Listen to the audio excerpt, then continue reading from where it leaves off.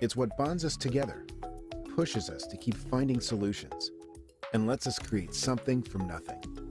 Without that spark, there is no science, no creativity, no thirst for knowledge, or hunger for change. But with it, the breakthroughs our customers need most are just one innovation away. As we work to create a more connected world, a more circular economy, and more climate-conscious technologies and solutions, we're designing products alongside our customers with their biggest challenges in mind, so we can grow with the world around us, starting with our promise to reach zero carbon emissions by 2050. Every solution we find is fueled by wonder and powered by science. It's this fuel that drove our past and propels us to the future. Wait until you see where wonder takes us next.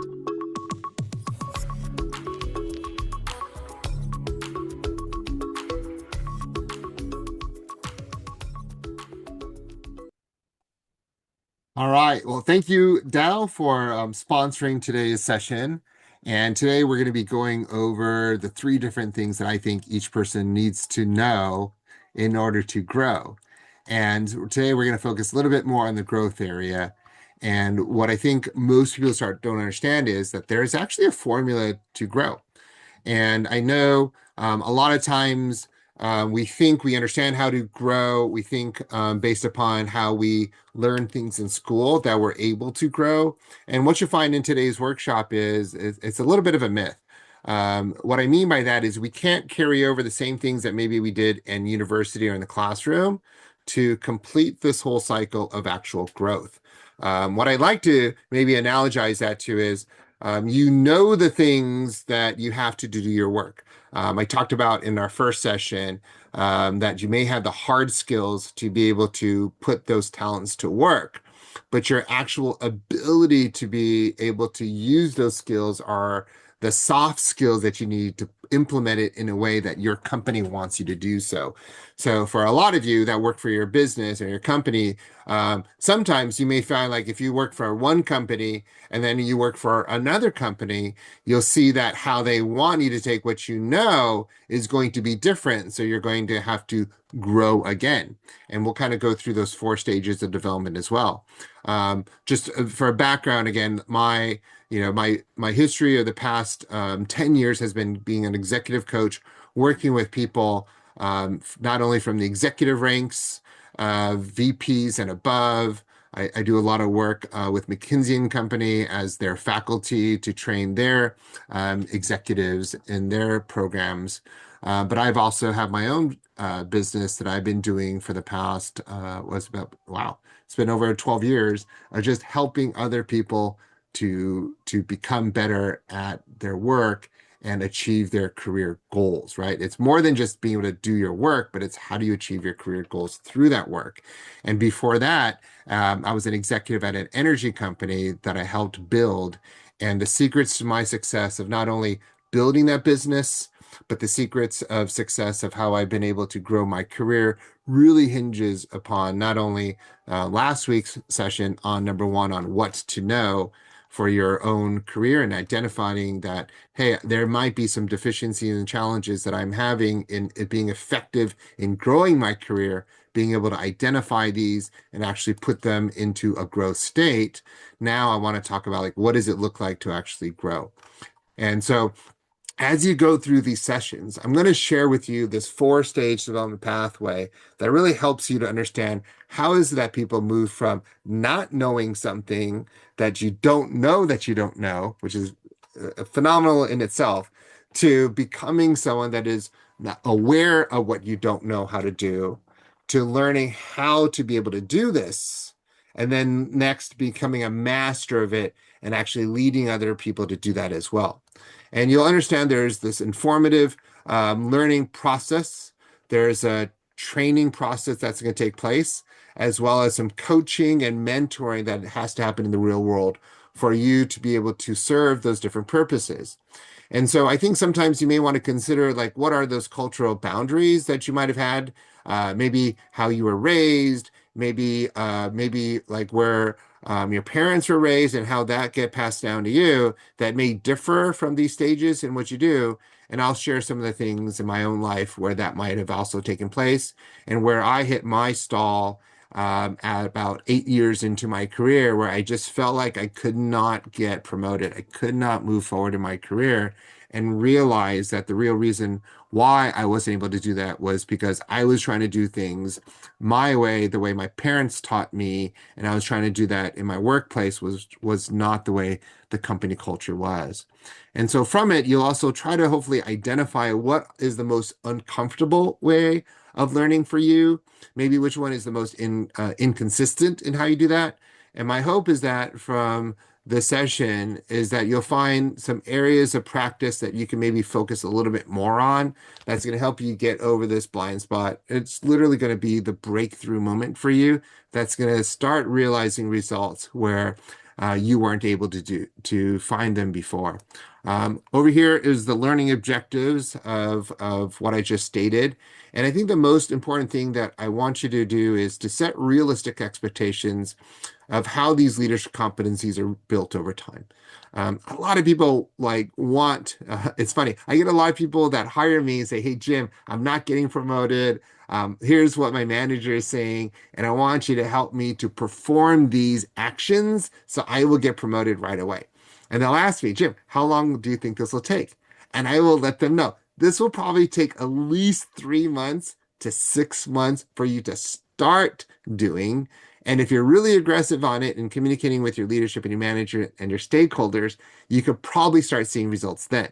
But realistically, it may take a full cycle in order for your managers to quantify the work that you're doing to qualify you for those promotional goals, because they have to stop seeing what you were doing beforehand, start seeing what you're doing new, and then seeing the results of this new you actually being beneficial to the goals of the organization so that you would be able to benefit from it. And then that's how long it takes. But it's your intentionality of how you walk along that stage is going to be the most important. And a lot of times I tell my people, like, "Hey, I learned something new. Hey, manager, I think this could be something that I could apply to. Where will you believe that I would benefit the best in applying it to?" Right?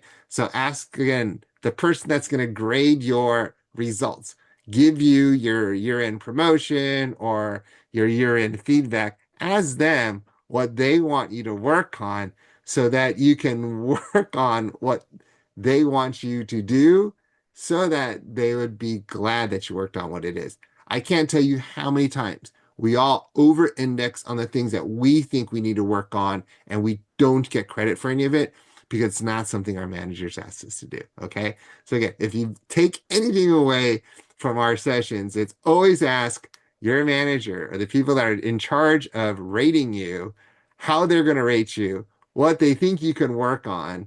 And then as you're working on them, tell them, like, "Hey, I'm working on this. This is something I learned. I attended this webinar with Jim Lee at SASE. He said I should work on this. Do you see this? How is this working on you? Where can I pivot?" Right? And that'll always get you the best results in what you want to do. And you'll want to follow these tips that we're going to talk about later in order for you to self-learn and grow in these stages. Okay.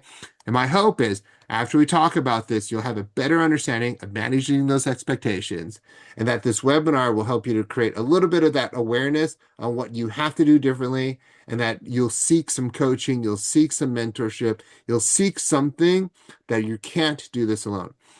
I think the number one challenge that a lot of you will face as you try to do this by yourself, maybe there's a little bit of embarrassment that maybe you're failing, that you're not doing this well.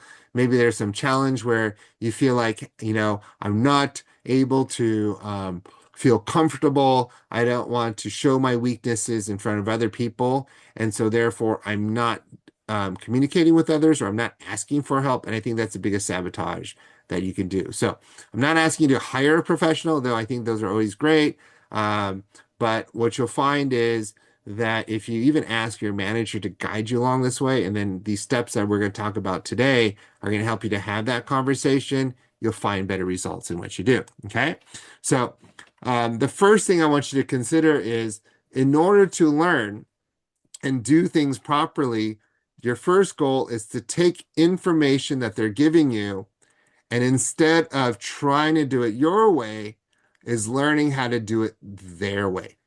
And a lot of times I used to get in trouble because I used to tell people, well, I know how to do it my way. My results are best.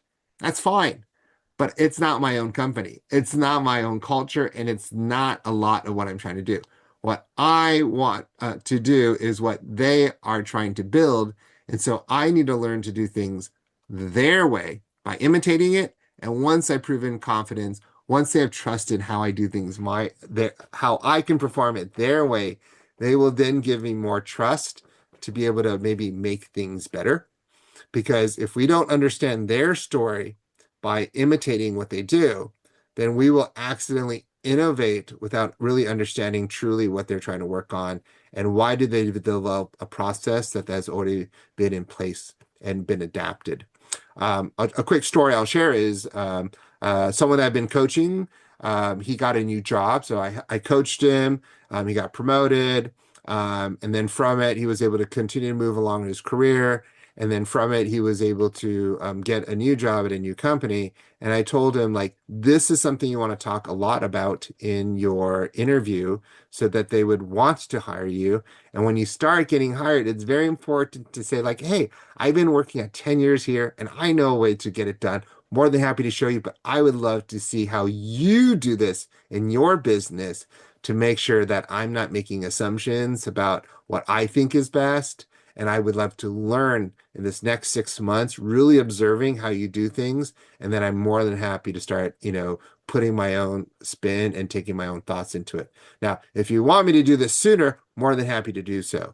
But I just want to let you know, I'm here now to learn how I can take my experiences and my credibility of what I've done with my past companies and learn how to bring this to your business to make sure I achieve your goals your way, not just your goals my way, right? And I'll tell you, he got hired, I think, with 4 other people, and the other three of those people actually were let go because they were too much about doing it their own way. And the 2 people that stayed were the ones that were willing to be a lot more humble, willing to have a little bit of openness, and it shows that growth mindset that he was willing to grow and learn to do things their way. So the key is learning how to imitate. And this is where I'm trying to say, like, how do you actually imitate? And so this process of actual, what I say, intentional learning of leadership development is this 4-stage process. And I'm going to give you an overview on the left of what that cycle is. And on the right, I want you to see the correlating methodology of what that could look like, as well as what would it look like for you in maybe a one-on-one situation with your manager. But let's just say, coming from workshop 1, you were saying, Jim, I've identified this new skill I think I really need to learn. So what you're saying is that before you didn't know what you didn't know. You are always going to start out in this area of unconscious incompetence. Everyone starts here. And the funny thing is, even though you say you know something, because you don't know what you don't know, you'll say that you know something. And a lot of times you're like, nah, this guy doesn't know what he's talking about, right? And you might have had those conversations, right? Someone that's like talks about like they know this, they make stuff up, they're totally innovating, but you're like, nah, that's not the question I wanted. I wanted you to see if you could imitate what I'm trying to do. And that's because they're in this unconscious incompetency stage. And so, in order for you to become more aware of what you don't know, this is where informing comes in. Like coming in here, it's like, hey, I want to learn. I want to be able to know what I need to know. I want to grow in this area. And next week's session is going to be on owning your career. All I'm doing here is I'm informing you. And what's best about these sessions is all of you are hearing the same thing all at the same time. I can record this. I'm very consistent in terms of everybody getting the same information. So, for example, if Jules and Elijah were to have a conversation like, hey, did you hear that thing what Jim said? It's like, yeah, that's amazing. Yeah, you all heard the same thing. The funny part is you might have interpreted it differently, which we'll get into later. But my goal is to help you to know something that you didn't know and hopefully inspire you that you would try to start moving forward because there's a little bit less fear. And now you can see there's a little bit of guidance and a pathway of what you need to do. And it's super efficient, right? Because I can do as many people as I need to. And again, even recording it allows you to know that, hey, if I want to hear it again, you can just go back to the recording and catch the stuff that you might have missed.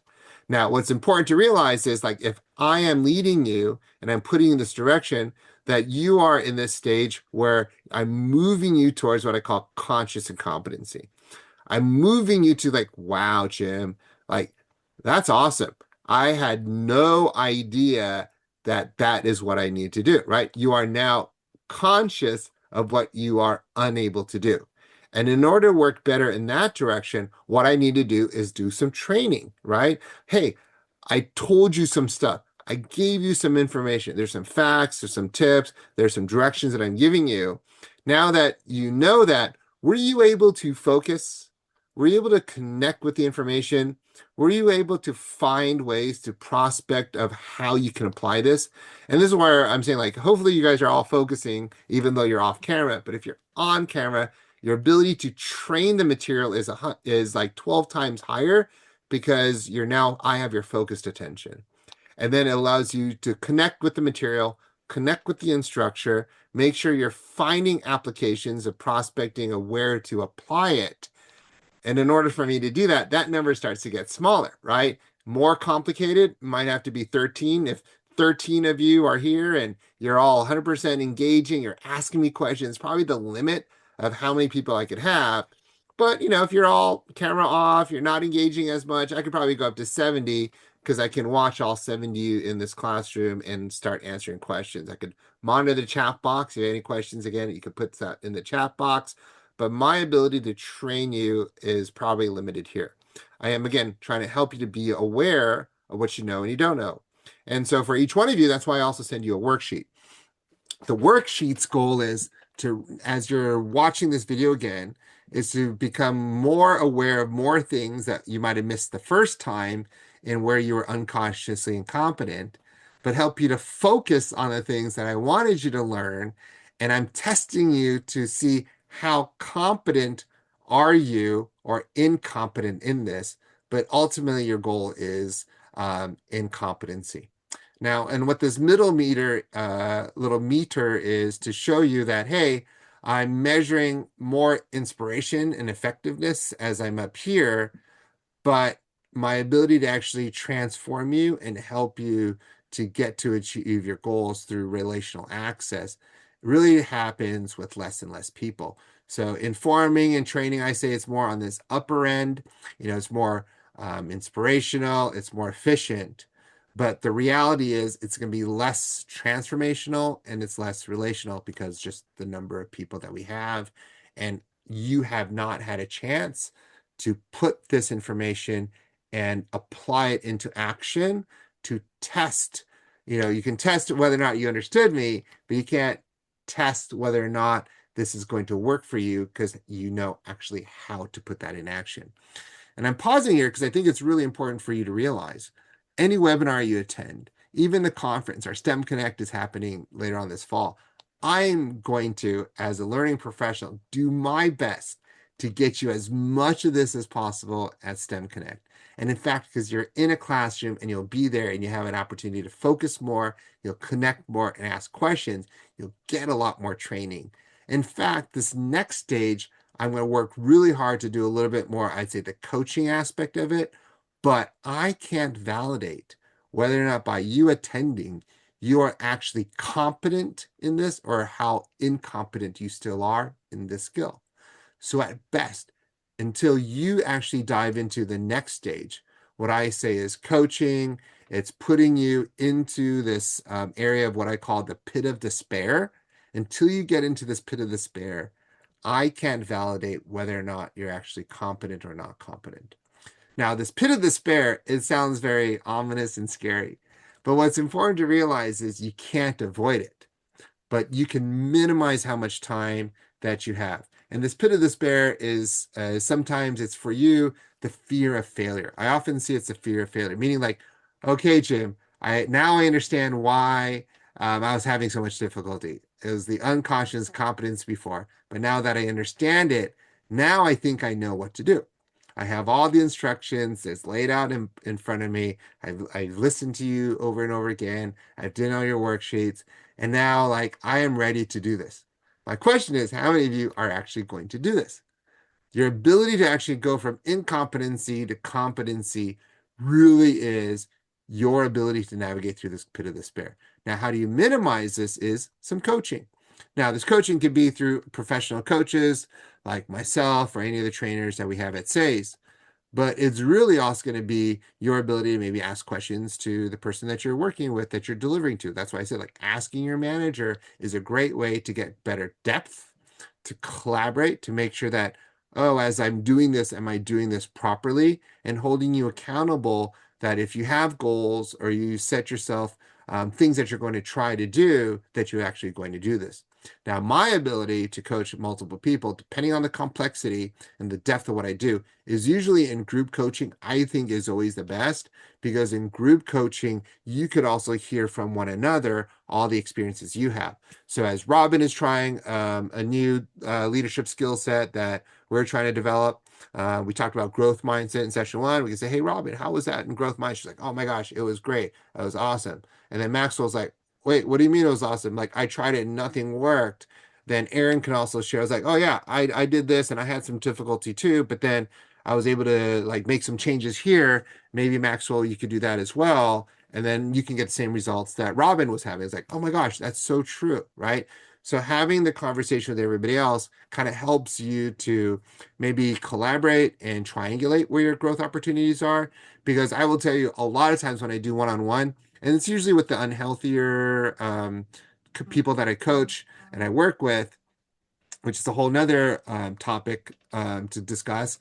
But they will say that, well, Jim, you don't know me. Like, I don't think that you understand what I'm going through. And I'll tell them, like, I have coached thousands and thousands of people. I know you. What you don't have is trust in me that this works. And that is where that pit of despair lies. And so having group coaching sometimes helps people to realize, okay, maybe it is me, take more ownership of the situation and be willing to try things. Because I can't be in the room with you. I can't go to your office. I can't badge in. I can't sit next to you. I can't watch you.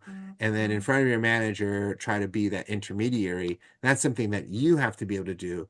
But that only happens if you go through this time of this pit of despair. And this fear of failure, it can be mitigated by also helping you to tell your manager, hey, I'm going to try this for the first time. My results may vary, but by being able to do this in a different way, my hope is that I can be more scalable, that I can do now multiple things over and over again. After I get through this growth curve and this learning curve, I hope you can see that I'm willing to practice this growth mindset, and this will open up me for more things that I can learn. And that is what you're truly trying to parlay on. Even though you are slowing down, your goal is as you slow down, you'll be able to hurry up, because you've learned a new skill and you could apply that into more greater areas. So that's this area of what we call conscious competency. Before, you were aware of what you can't do, and now you're aware of what you can do. And what I'd say is here, you're probably just a little bit of competency to a lot of competency. But hey, just having awareness of learning a new skill and able to actually do it is putting you in this competency range. And over time, as you continue to practice, over time, as you have conversations and engage in more coaching, you will get better and better. And what you'll find is, as you continue to grow, your ability to get more mentorship, right? It's continuing to ask questions to the people around you, having more scalability and influence with the work that you have is going to lead you towards what we say the mastery stage. The mastery stage is where you're unconsciously competent, meaning you've done this over and over again, and now you can do this with your eyes closed. And in fact, this is the stage where now you can lead other people in their unconscious incompetency so that they can learn as well. And so what I hope you learn from this these stages are to really understand, what does it really take to learn a new skill set and put into action.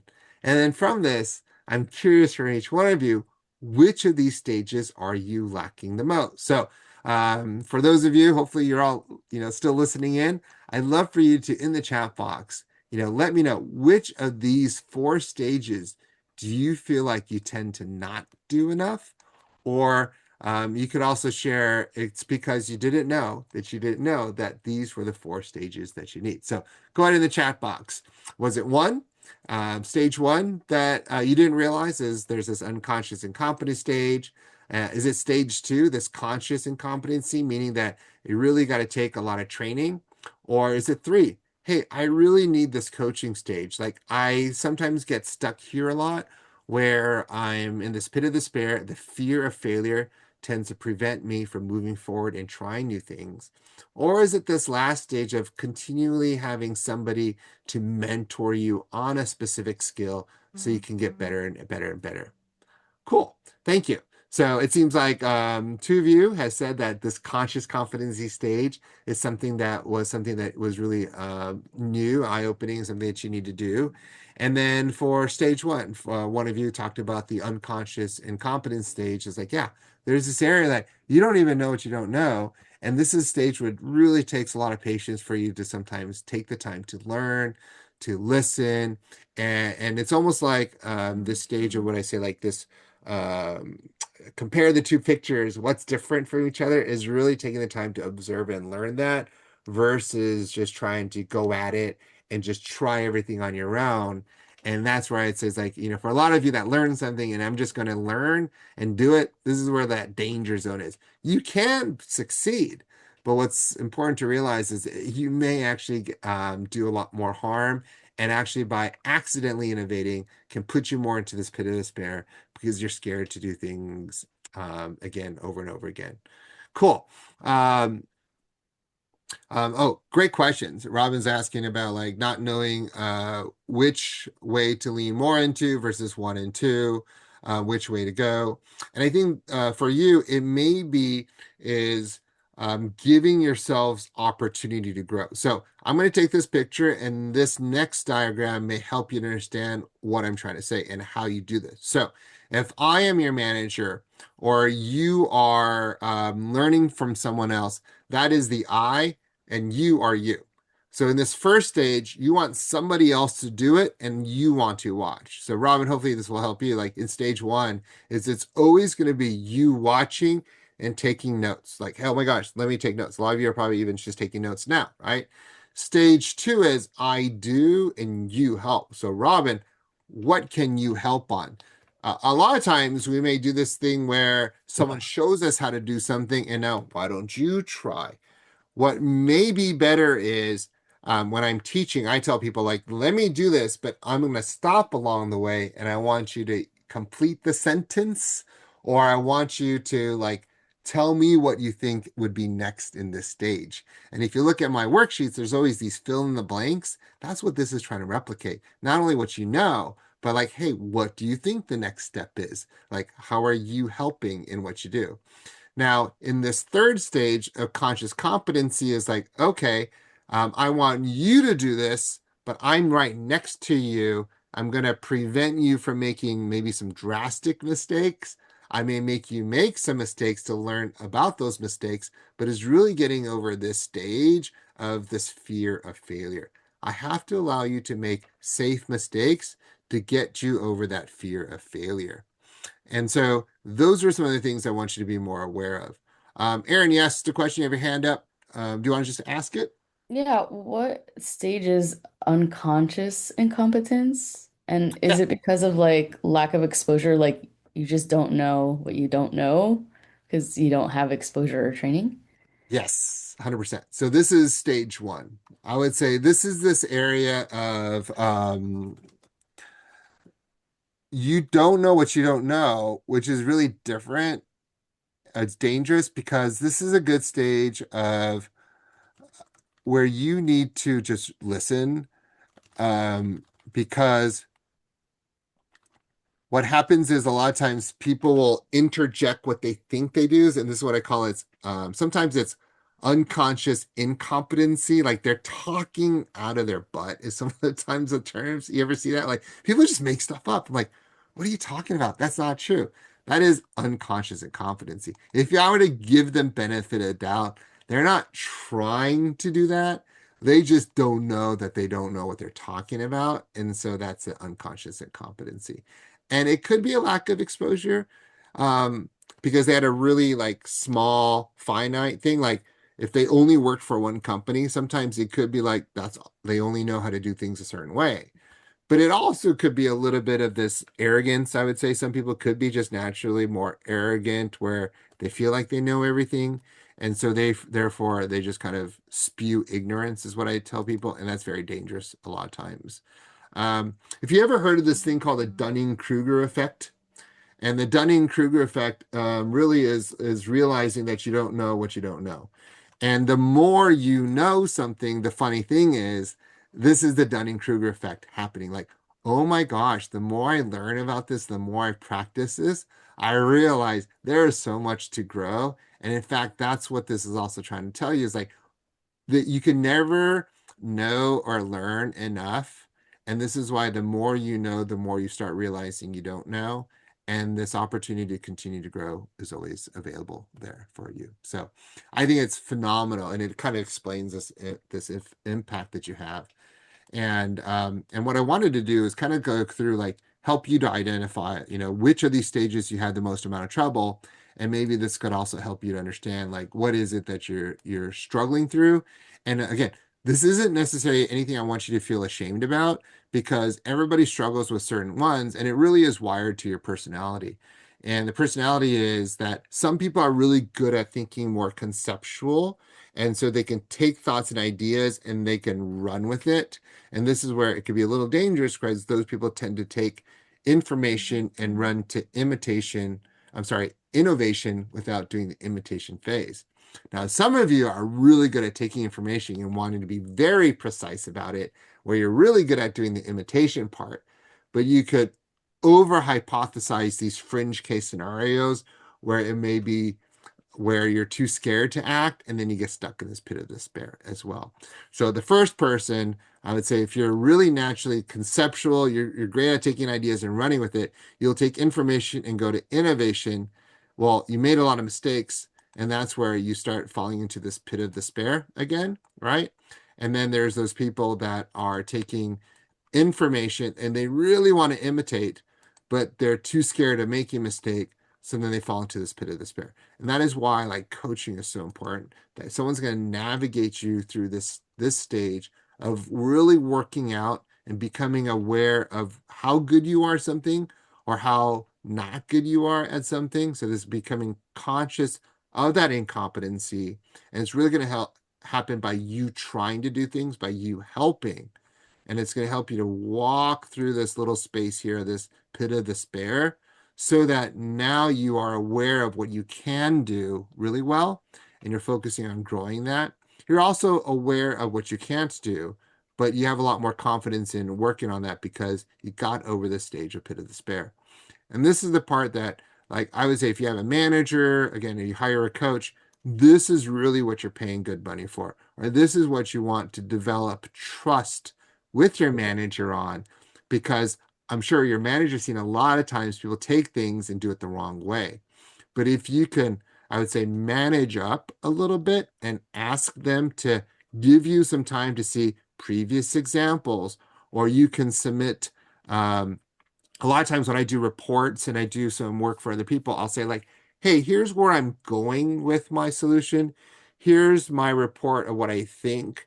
This is what you're looking for. Can you take a look at it and give me a lot of edits so that I can make those adjustments along the way? I am literally doing this with them to saying, hey, I know you have a certain way you do it. I want to test to make sure that I understood and I could perform it the way you want to do this.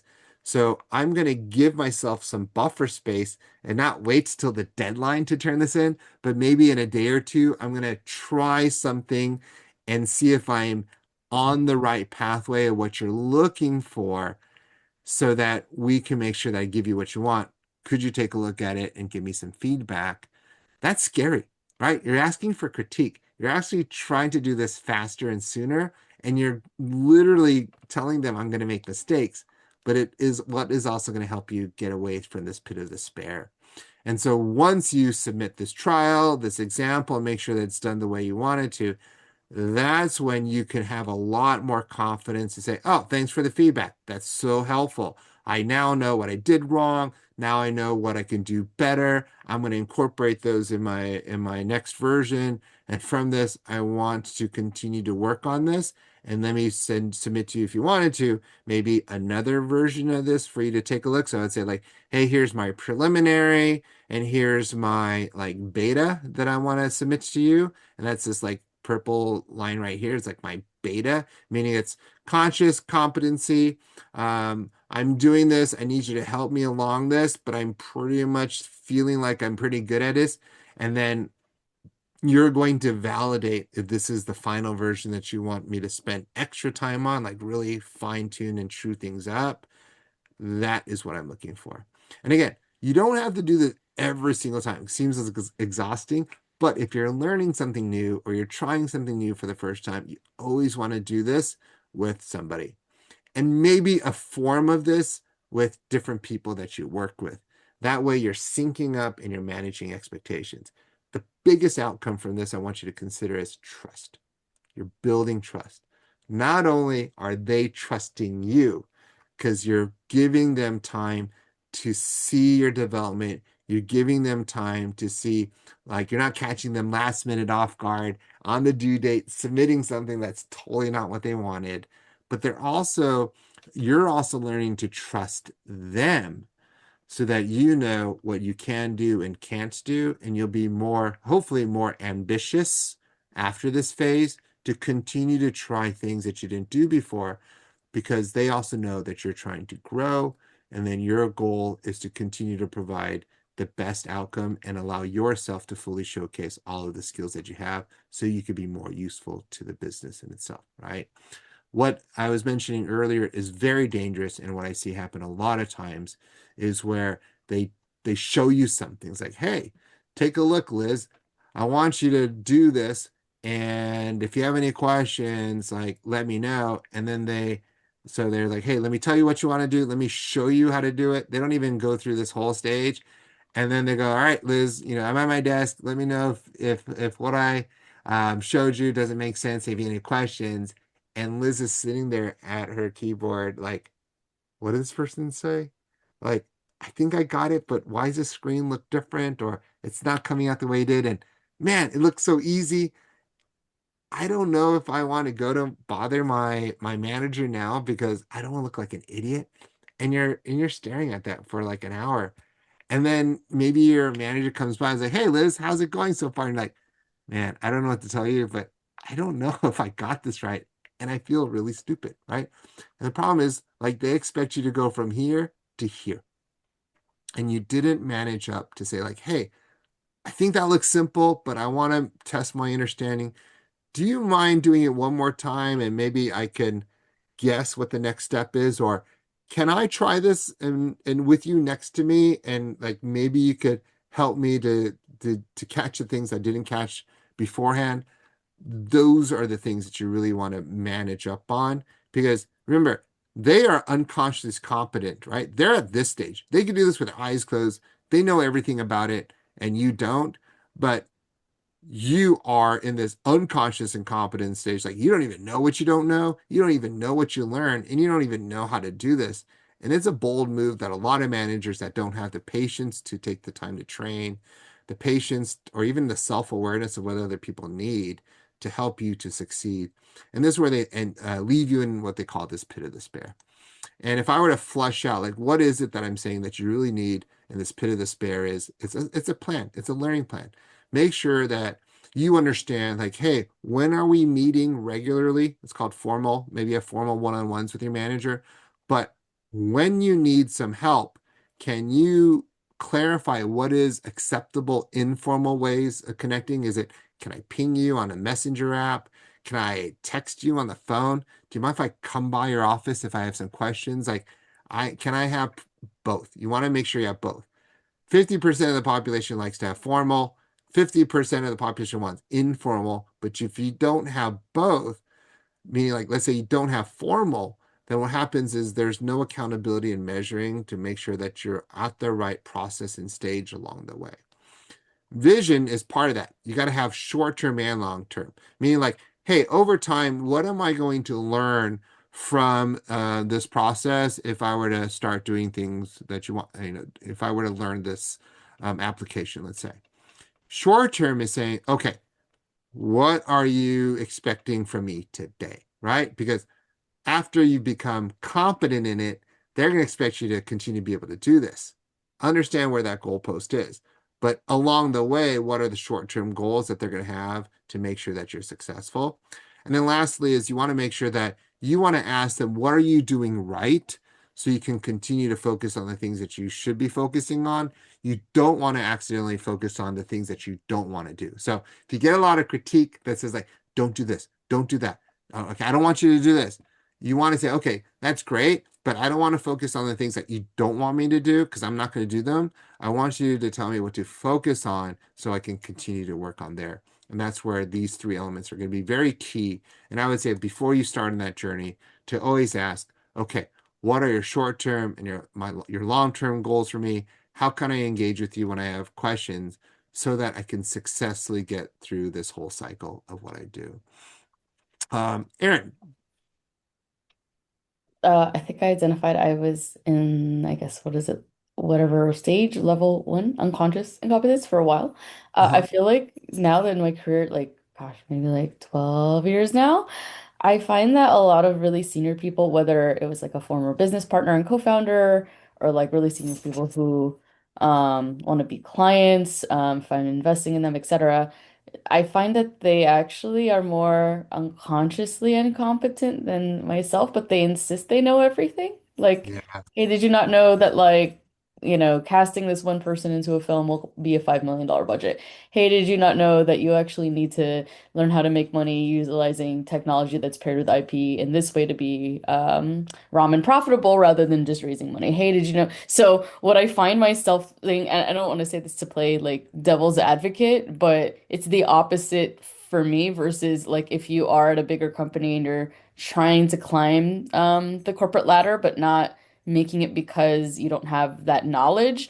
I've seen that end, but now I'm experiencing the farther end of like, so you have more senior people who are actually incompetent, and then how do you know whether or not you should stay or leave? For me, I disengaged with both people or was like, okay, maybe at a later stage I'll work with you when you're farther along in a project or something like that. Because I see all of us, and this is really common. I just wonder, does this apply to me now in the most recent situations I've had in the last 4 years, which is actually the opposite of like, oh, so I guess my level of competence is actually higher than folks that are more senior than me by 10, 20 years, which is very, I don't want to say it's uncommon with like Gen Z millennials, but I find that that does happen. And it's harder for some of those folks in the workforce to get promoted because they just seem like rabble rousers. Does that make sense? Yes. So so this is, I mean, I face that all the time. Um, it's hard, right? Especially at like for an executive coach, I'm working with people that are executives, and a lot of them will, they hire me because they want me to find the magic bullet that might be in here. And when I tell them what it really is, and I'm trying to walk them through these stages of like them learning, they'll think it's so rudimentary that they'll think it's beneath them. And then I'll tell them, like, I know it looks really simple, but I need you to trust me that I'm helping you to catch the small things that you're missing, not the big things that you already know. And because things have changed, things have pivoted, but it's pivoted very small. And this is like the blind spot for you. So a lot of people will have this blind spot, especially in upper leaders of management, where they were great at doing things very conceptually, but they missed some of the details. And when those details grow, meaning that they matter much, it's going to be very important that you kind of do this with them in terms of managing up. And so I realize like I have to have more of the humble process and the humility to say, hey, just humor me. Can we walk through this a little bit together? And I want to show you, and you can tell me what I'm missing out on as we go through this. Like, can we just invest 30 minutes to go through this in an overview? And in that process, they'll be like, oh, that's what you meant. Oh, I didn't realize. Yeah, yeah, yeah, yeah, yeah, right. And that's like by me taking more of that humble approach, then they're willing to work with me on that. So what's really going on is someone that thinks they're unconsciously competent. They're really unconsciously incompetent, but you know better because you're unconsciously competent in this, is you're making them go through this as you are explaining things from your perspective of saying, "Now, I'm going to be more conscious of this competency, and can you walk with me in it?" And ultimately, you're both going to meet here, meaning like they're starting to see a little bit more of what they didn't know as you're explaining to greater detail more of what you do know. And then this is a beautiful place for you to both meet because then you're able to take a step back and say, okay, I see what you're doing. I see what's going on. And you see where I'm coming from, and this greater amount of trust starts to build up from that as well. So um, it's annoying, but it really takes a lot of patience. And I think patience is the name of the game. Jules? Yeah, I just have a question. So I'm still in that early career phase, the coming out of 3 years of work. Yeah. But in my job, I came into a smaller company, so I was responsible for pretty much creating the department that I work in.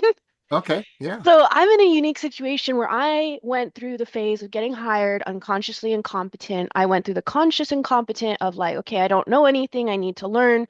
I've sought out like training materials and things, but now I'm stuck in a phase where I have a manager that doesn't quite, mm, because I am the specialist in this field, he Yep. doesn't quite have the answers that I need. So even when I go for like help or like, hey, I want to try this, I'm kind of just given, okay, do what you want. So I can't tell if I'm making progress on my incompetencies or if I'm moving stages into other areas. So I'm just kind of trying to figure out what I can do for myself in this situation since I don't quite deal with management that's super specific or has feedback for me on my improvements. Great situation, Jules. So this is the problem you have when you're the smartest person in the room, so to speak, right? A little bit like what Aaron's going through too. And so this is where you have to put a case study or write something up that helps them to understand what you're seeking for and what you want to learn by writing up, hey, I'm realizing now like I'm growing in this unconscious incompetency stage. And this is probably what I said earlier. Were you around when I talked about the Dunning-Kruger effect? Yes, the you don't know what you don't know. Yes, but the more you know, you're starting to realize you don't know as Yeah, much, right? And yeah. so I think I would put something together for you, Jules, that goes, well, first learn about the Dunning-Kruger effect a little bit more. It's a quick read that just talks about, hey, and then talk about your narrative. Like, hey, the more I'm starting to do this, I'm realizing I'm starting to fall into this thing called the Dunning-Kruger effect. Whereas like I am now starting to get to the point where there's this other phrase that's saying, I'm starting to become dangerous to myself and I don't want to become a liability to the company. And so what you want to start putting together is here's the research that I found that our company needs to go through. And this is what I probably would like to have is maybe you need to get some more training, hire a coach, maybe go to get a certification of something. But what you want to start submitting to your company is say, hey, here's what I don't know that I don't know. Here's what most people are saying I should do as the next stage so I can make sure I faithfully steward my responsibilities for the organization. Here is a class that I looked up that I would like to take to start exploring this. Here's the cost, here's a budget of what this would cause, and here's what I'm trying to avoid by people that could accidentally continue further without making sure that I know what I'm getting into, right? So you're building a case study for yourself and you need to self-advocate and you need to do the research on what you need to know so that you can start becoming more of an expert in this area that you're working in. Thank you. That was very helpful. Okay. And then, if you need some more help on that, feel free to reach out and let me know. More than happy to kind of be more specific and walk you through your actual situation. Okay. Cool. Great questions, everybody. Great questions. I super enjoy it. I'm going to go ahead and put my LinkedIn address also in the chat box. That way, if you ever want to reach out to me, stay connected, you can message me through that as well. But ultimately, my hope for each one of you is to take a moment and say, okay, where am I in the stage? You know, what Jules is saying is like, hey, I've got some information. I think I've imitated, but now like I'm imitating only so much to the point where this imitation is now not sufficient enough. And I need to start innovating on what I want to do. What she's trying to say is, I don't want to accidentally innovate in a negative way. So I need to learn and imitate from more people so that I can continue to innovate with competency for the company I have. So, Jules, hopefully that makes sense. More than happy for you to steal this screenshot here and then share that with your management as well. You could also screenshot this and say, hey, this is what I'm looking to do is I want to go attend some workshops and some seminars to help me to make sure that I am learning what I need to know, right? So informing is here, training is here, and from it, maybe I can then get some more coaching to make sure that I'm continuing to imitate in a safe way for our business, not necessarily continuing to accidentally innovating in a way that would be detrimental for what I want to do. But I hope for each one of you that you'll also continue to advocate and realize like, hey, attending these webinars, you know, asking these questions, which is great because this is like part of the training when you ask questions, is not going to get you through the full suite of things. And I really want you to advocate, whether it's your manager asking them questions that count for you, but I would even say invest in yourself. Like SASE has so many different programs that allows you to go further in than just the webinar and the training. These are the cohorts that we have at SASE. So definitely want to encourage you to take a look at these cohorts. If you need to join a cohort or you want more information about a specific cohort that you want to attend, always reach out to me. I am here to support you and make sure that you're able to get to what you want to do. But ultimately, the goal is you have goals that you need to advocate for, and a lot of times your company can help you to do them, but what's most important for you is to realize like you have your own goals that you want to achieve, you have your own needs that you want to do, and my hope for you is that you would advocate for them also and allow yourself to grow your career so they can serve you in your own time, not just only in your company's time. That way, the company will always need you. And I think something like Jules that you're presenting will always make you more useful in the marketplace. And the company will continue to need you more than you need the company. But if you're only waiting for the company to provide you the training that it thinks you need, then you can become irrelevant to the marketplace because you're waiting for somebody else to dictate where your career is going to go. Okay. So, with that, thank you so much for attending. I really appreciated the conversation, the questions, and everything that you shared. You have my LinkedIn address here. Feel free to reach out and connect with me there. Message me there. You can also message me at my SACE email address, which I'll also put in the website in the chat box as well. And you know, my goal, I'm here for you. I want you to grow. I want you to understand what you need to know. And ultimately, my hope is that you can achieve your career goals with what you're doing. Take care of one another, and I hope that you'll register for STEM Connect later on the fall, which is open on our website. Okay? Thank you.